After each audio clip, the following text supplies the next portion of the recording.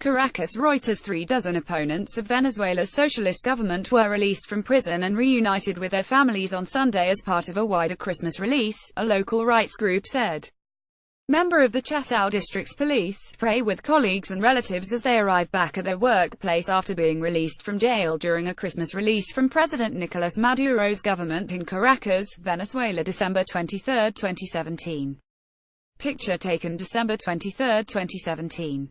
Reuters. Roman Camacho lambasted by critics at home and abroad for holding around 270 activists in prison. President Nicolas Maduro's administration said on Saturday it was freeing 80 of them with alternative sentences like community service. 13 were paraded in front of TV cameras at a meeting with a senior official, Delcy Rodriguez.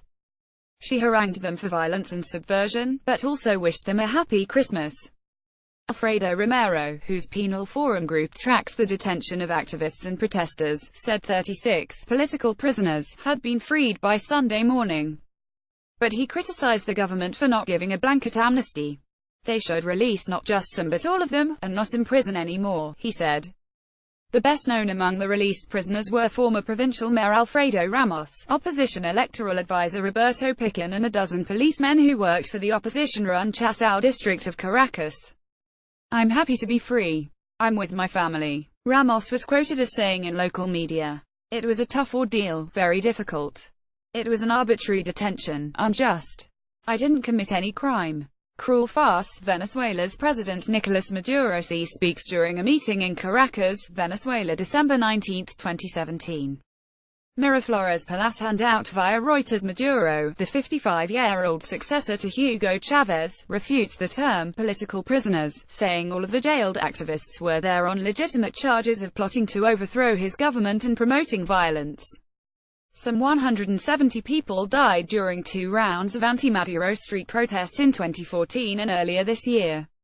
Opponents say they are fighting for freedom against a dictatorship that has destroyed the OPEC nation's economy and democracy. Maduro accuses them of being part of a global right-wing plot to topple him in a coup. U.S. lawmaker Ileana Ros-Lehtinen, a fierce critic of both Venezuela and Cuba's communist government, called the pre-Christmas releases in Venezuela a hypocritical gesture.